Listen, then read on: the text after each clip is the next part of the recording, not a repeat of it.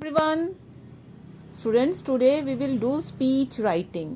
In writing section में आज हम करेंगे speech writing. जनरली स्पीच क्या होती है? स्पीच यानी कि जनरली सब जो स्पीच होती है जो आप पब्लिक में नरेट की जाती है, यानी पब्लिक में जो स्पीच दी जाती है. आपने देखा होगा कईयों को टीवी पे भी देखा होगा स्पीच देते हुए, ठीक है.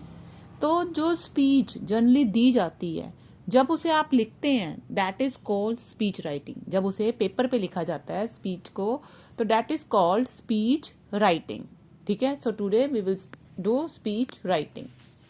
अब speech is return to express views in public. Yes, जो स्पीच होती है वो अपने व्यूज जो होते हैं जनरली पब्लिक में एक्सप्रेस करने के लिए होती है. ठीक है. आपने बड़े बड़े लीडर्स को स्पीच देते हुए देखा होगा.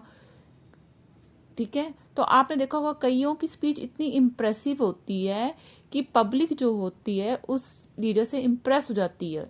ठीक है. तो दैट इज स्पीच. तो स्पीच जो है हमारी इम्प्रेसिव होनी चाहिए. ठीक है. और जनरली जो स्पीच है वो प्रेजेंट टेंस में लिखी जाती है. 90% जो है वो प्रेजेंट टेंस में लिखी जाती है. ठीक है. और स्पीच का फॉर्मेट के बारे में बात करते हैं तो फॉर्मेट में उसके 3 पार्ट्स होते हैं. पहला होता है इंट्रोडक्शन. ठीक है. जो हम स्पीच जब पेपर पे लिखते हैं तो उसको 3 पार्ट्स में हम डिवाइड करते हैं, पैरा 1, पैरा 2 एंड पैराग्राफ 3. तो जो हमारा पैराग्राफ 1 होता है वो होता है इंट्रोडक्शन. ठीक है. वो इंट्रोडक्शन होता है. उसमें आप पहले तो आप जनरली पब्लिक को, ऑडियंस को ग्रीट करते हैं. ठीक है. ग्रीट करते हैं, वेलकम करते हैं, ऑडियंस को ग्रीट करते हैं. उसके बाद आप अपने आप को इंट्रोड्यूस करते हैं. ठीक है. उसके बाद अपने आप को इंट्रोड्यूस करने के बाद आप अपने टॉपिक को इंट्रोड्यूस करते हैं कि कौन सी टॉपिक पे आज आप स्पीच प्रेजेंट कर रहे हो. ठीक है. उसके बाद होता है मेन बॉडी. इंट्रोडक्शन के बाद आपने इंट्रोडक्शन दे दी. उसके बाद आप आएंगे मेन टॉपिक पे, मेन बॉडी पे. जिस टॉपिक पे आपकी स्पीच है उसके बारे में आप प्रेजेंट करेंगे. तो जो भी आपका टॉपिक होगा उसी से रिलेटेड आपने स्पीच में मैटर लिखना होता है. ठीक है. कोई भी हमेशा ध्यान रखना स्पीच में जो है टॉपिक से रिलेटेड मैटर लिखना है, कोई फालतू नहीं लिखना.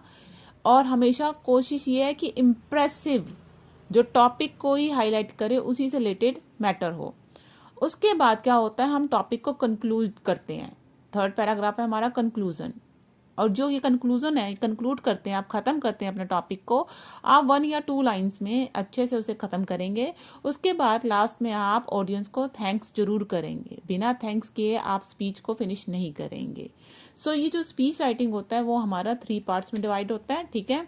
इंट्रोडक्शन, देन मेन बॉडी जो स्पीच के बारे में जो कंटेंट आप लिखेंगे वो, और कंक्लूजन उसे फिनिश करने के लिए आप 1-2 लाइनें लिख के उसे एंड करेंगे और लास्ट में ऑडियंस को थैंक्स करेंगे.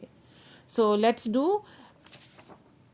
Yes, here is the example of speech writing. आप इस स्पीच को अपने ब्रेविया, यस अपनी ग्रामर बुक ब्रेविया में लिखेंगे.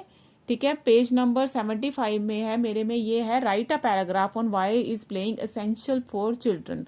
तो ये तो पैराग्राफ था बट इसे मैंने इस टॉपिक को एज अ स्पीच हमने लिखना है. ठीक है. So let's start. अब देखिए जैसे मैंने बताया कि स्पीच राइटिंग में पहले आपने इंट्रोडक्शन, यस पैरा 1 इंट्रोडक्शन, उसमें क्या करना है, आपने ग्रीट करना है ऑडियंस को. अब ग्रीट कैसे, जैसे मान लीजिए आप स्कूल में आप स्पीच दे रहे हैं, जैसे कि कई बार मॉर्निंग असेंबली में आपने देखा होगा कई बच्चों को स्पीच देते हुए. ठीक है. देखा है ना. तो ऐसे मान लीजिए स्पीच दे रहे हैं आप स्कूल में, तो आप कैसे स्टार्ट करेंगे, ग्रीट कैसे करेंगे.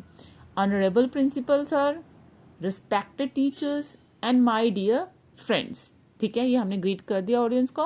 उसके बाद आप अपने आप को इंट्रोड्यूस करेंगे. यहाँ हालांकि मैंने यहाँ पे वो लाइन नहीं लिखी कि today I M dash dash dash. ठीक है. कि टुडे आई अपना नाम, उसके बाद आई राहुल, आई रितु. ठीक है. आई एम ये वो. उसके बाद आप लिखेंगे, टॉपिक को इंट्रोड्यूस करेंगे. Today I am going to share my views on why is playing essential for children.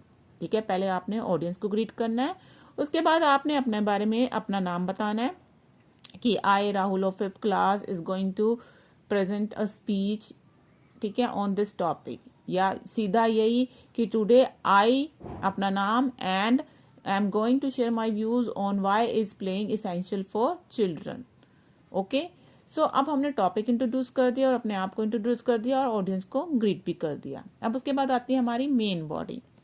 Main body में आप, हमारा टॉपिक है why is playing essential for children, तो हम मेन टॉपिक के बारे में यहाँ मेन बॉडी में लिखेंगे. Let's see. All of us have heard all work and no play makes Jack a dull boy. हमेशा स्पीच जो है इम्प्रेसिव मोड में आपको स्टार्ट करनी चाहिए, इंटरेस्टिंग होनी चाहिए स्पीच कभी भी बोरिंग, आपने देखा होगा कई लीडर्स को उनकी स्पीच जो होती है इतनी इंटरेस्टिंग होती है कि पूरी ऑडियंस जो होती है बड़ी ईगर होकर उसको सुन रही होती है. ठीक है, तो हमारी स्पीच जो है हमेशा इंटरेस्टिंग होनी चाहिए, ये सोच के कि हमारी स्पीच आपने ऐसे सोच के लिखनी है कि जैसे कि आपने ये स्पीच प्रेजेंट करनी है ऑडियंस के सामने. ठीक है, तो हमेशा एक तो कंटेंट जो है टॉपिक से रिलेटेड होना चाहिए और दूसरा इंटरेस्टिंग वे में आप प्रेजेंट करें कि हर कोई आपकी स्पीच सुनना पसंद करे. ठीक है. सो playing has its own importance. It is a time period away from studies and other burdens.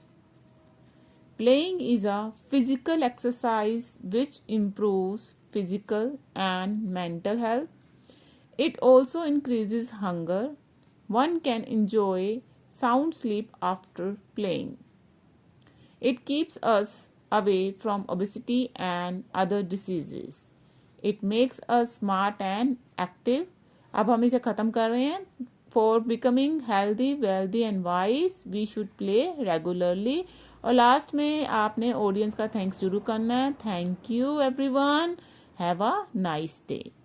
Okay, so ये हमारा स्पीच राइटिंग.